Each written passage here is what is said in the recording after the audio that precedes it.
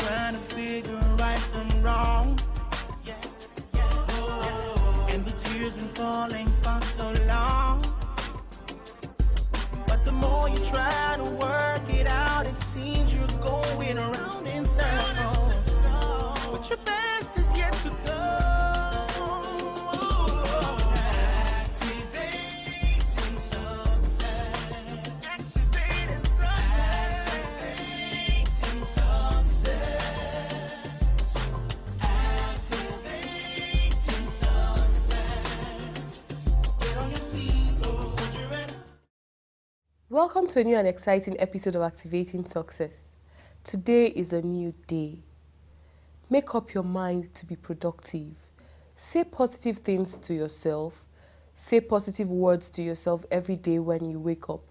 It is possible to be who you want to be, and it is possible to make it to the top. Don't let any man's opinion be your reality. Get excited about your life. It's a new day. Today we're doing something different on Activating Success. Don't go.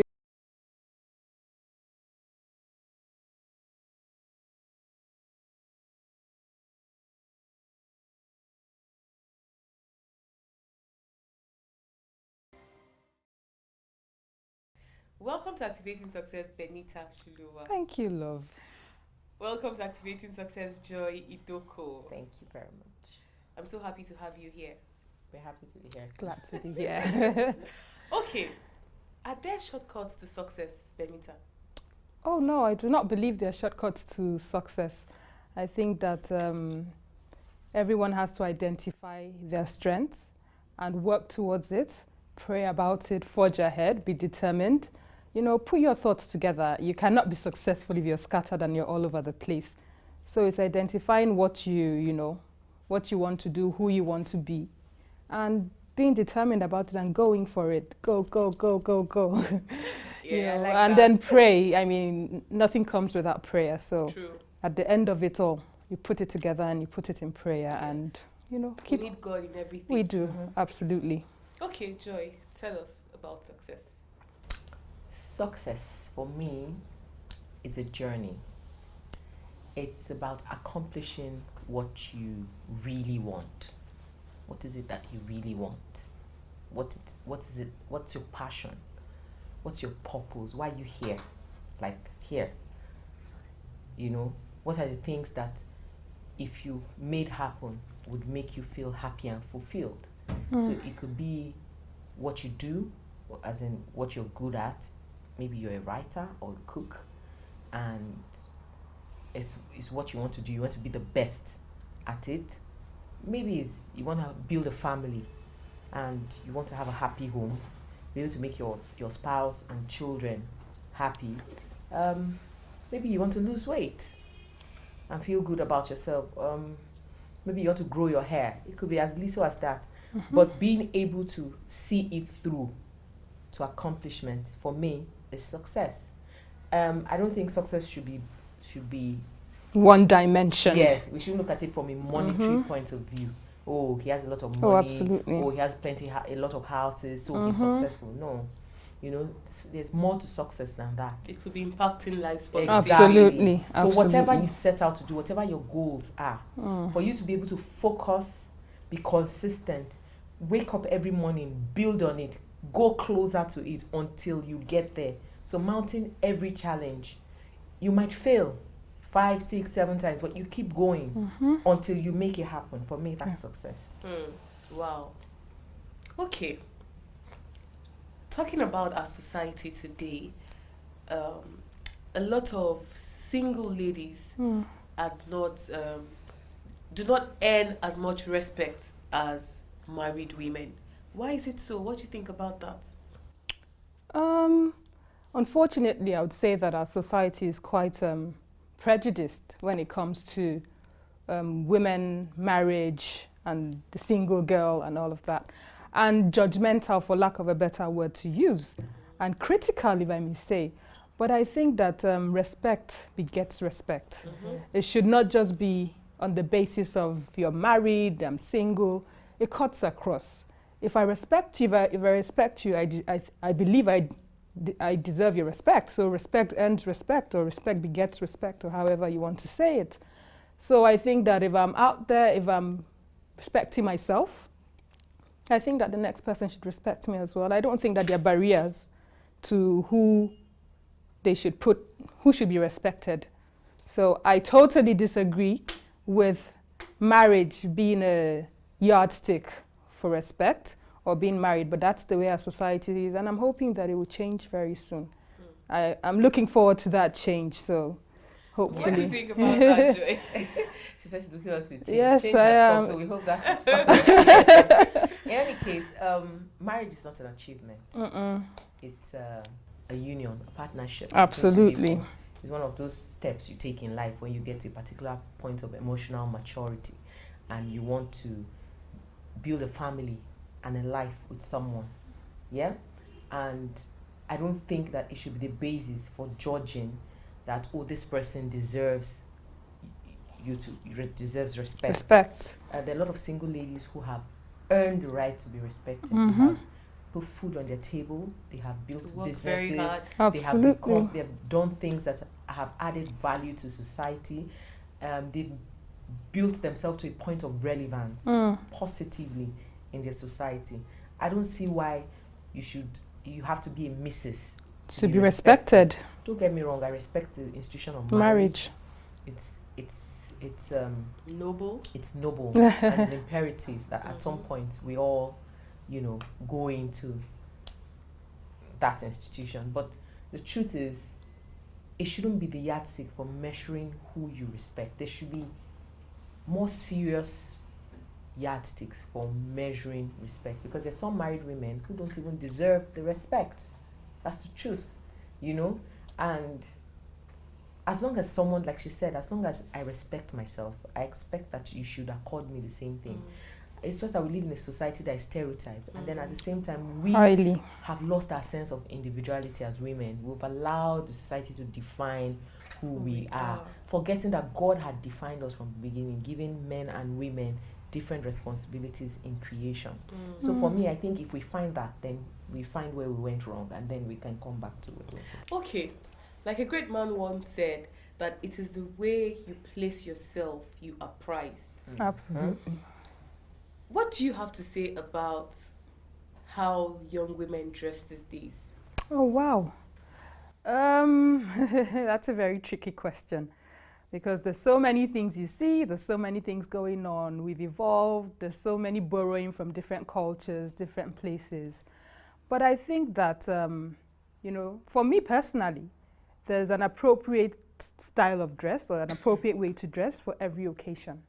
There's a nice way to dress when you're going for a wedding. There's a nice way to dress when you're going to church. There's a nice way to dress when you're going to an office. It's just, and it adds to the way people perceive of you.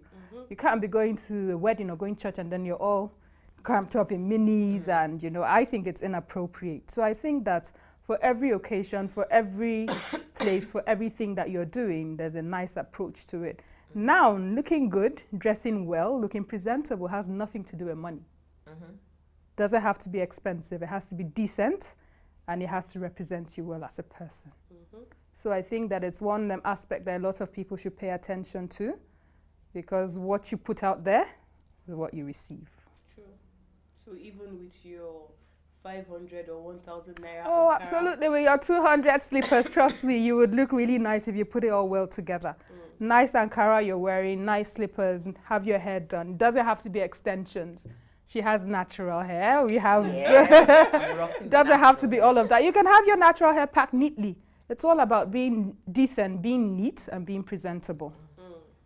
Okay, Joy, what do you have to say about that? I agree with her totally. She just hit. I couldn't have said it any better. You are dressed the way you dress, so it's important that you wear how you want people to perceive you.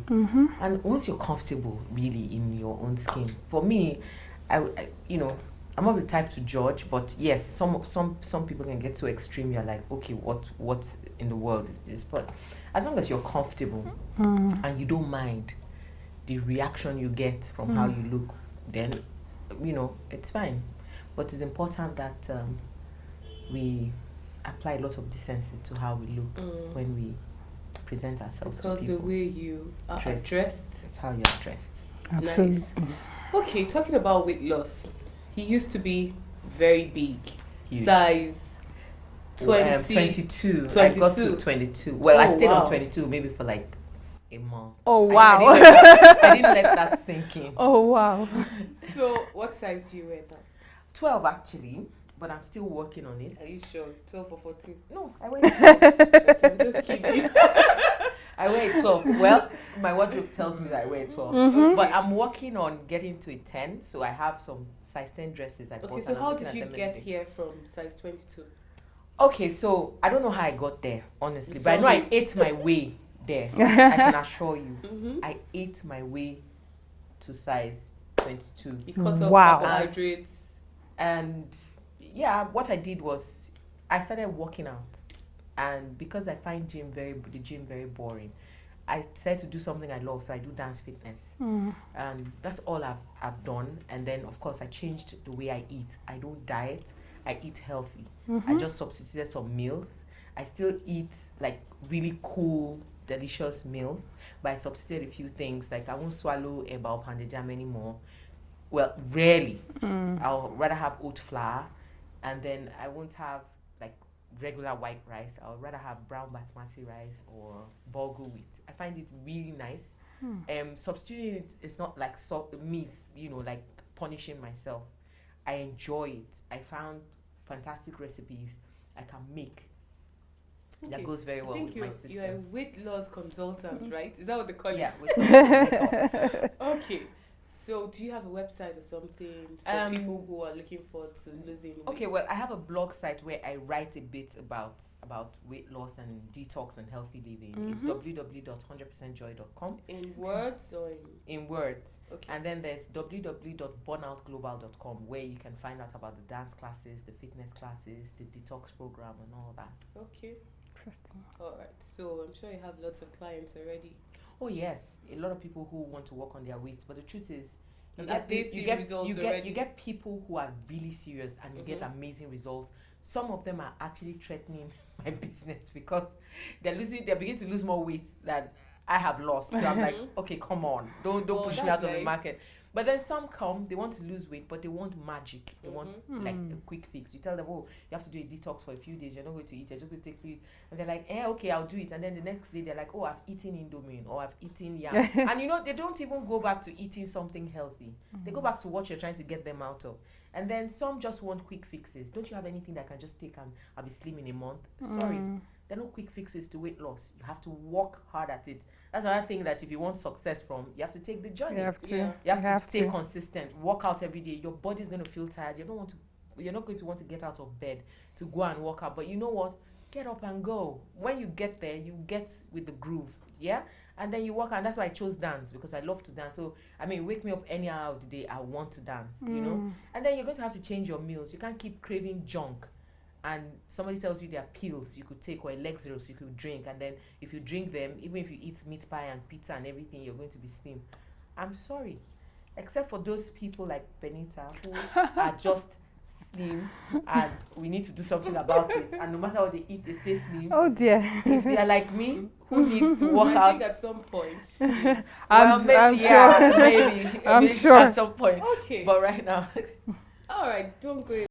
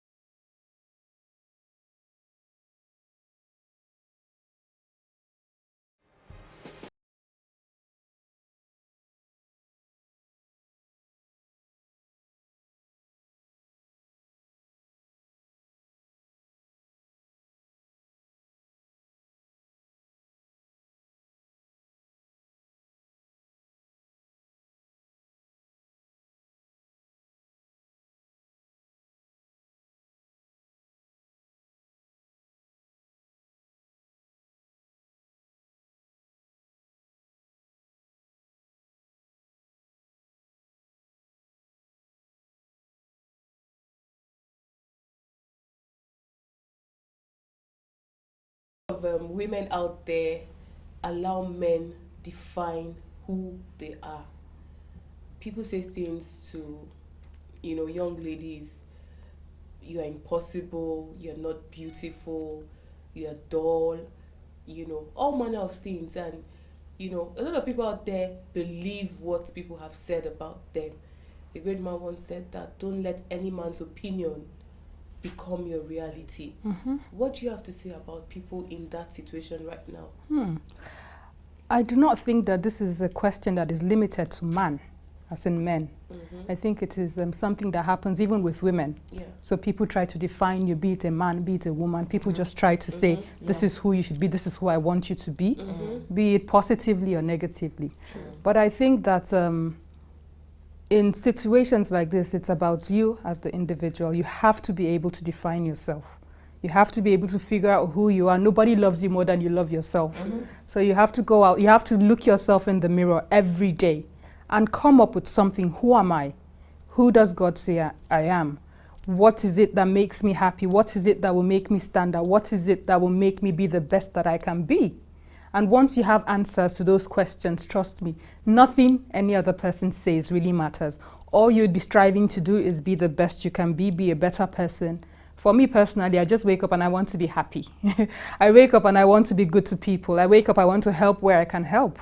And it gives me satisfaction, it makes me happy. So for whoever it is that is waiting for someone to define you, I think it's time for you to take it in your hand and define yourself and find out who you really are. Powerful. That's what it is. Okay, Joy. Okay, a saying comes to mind. People can only meet you as deep as they have met themselves. I can only understand you on the level that I understand myself and understand life. That's true. So don't take it personally when somebody goes all out on you, and talks you down or, talks down on anything you're doing. That's the best the person can do. That's the way, and sometimes it's just out of insecurity on their part, or the fact that they are threatened by you. Most times when people say stuff like that, it gets to you because, like she said, you don't know who you are yet. But when you know who you are, you know who God says you are, you know what you're about. When somebody tells you stuff that is not you, you know it's not you. So you're going to find it hilarious. You're just going to smile to yourself and go like, you know what? That's your problem. You understand? You find out that, you can see clearly that the person is insecure. So it's about you, really, not me. And then you see people are entitled to their opinions. That's true. Don't get upset about it. You have no control over it. Over another person's opinion, but you have control over how you let their opinions affect you. So it's either you take it or you leave it. I saw something somewhere that was really funny on the social media where they said it is possible for you to go on Facebook and read a comment that you don't agree with and just walk away without saying anything. The person was trying to say, you don't have to argue about everything. Sometimes you go to somebody's page and the person writes, black is better than white, and then you're there arguing, taking it personal, like, the person is talking. Like, no, you can actually see what you don't like and you go like, okay, I don't like this, but you know what? That is the person's opinion. And just walk away. You don't have to, Apply the same thing to your life.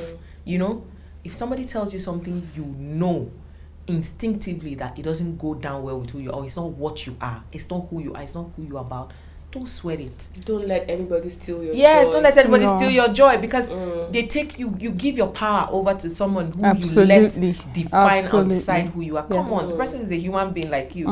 You understand? And if somebody most times what people see in you, the negative things people see in you is what they are. Yes, what they see in themselves. Says love, you're really selfish.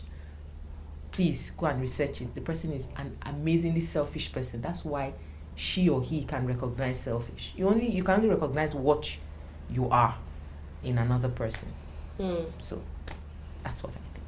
If you have an opportunity to live your life all over again, is there something you would want to do differently?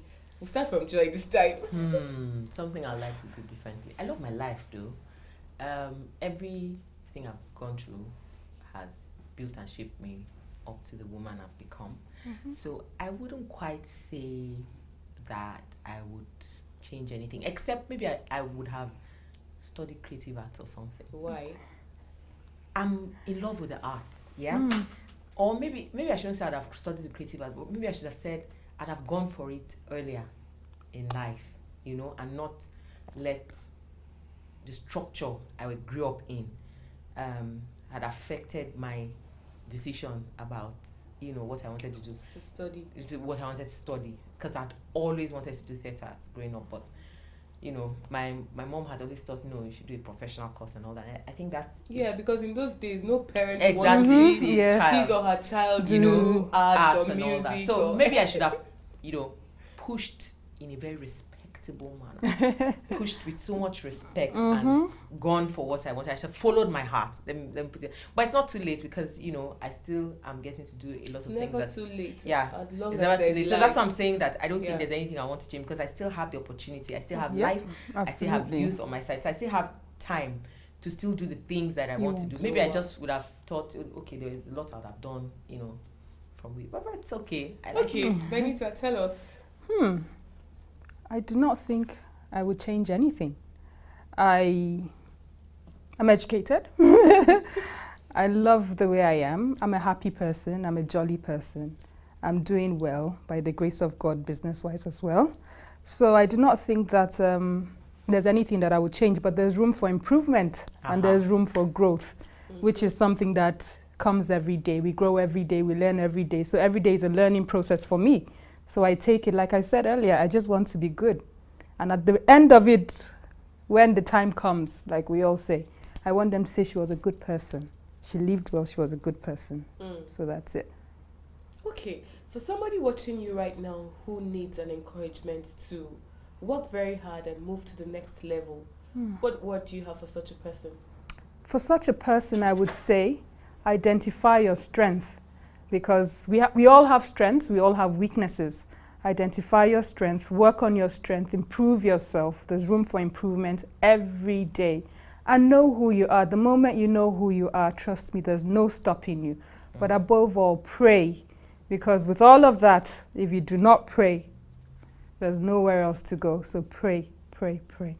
Wow, it's important to pray. It is important to pray. We all need God in our life. Yeah. Tell us, Joy.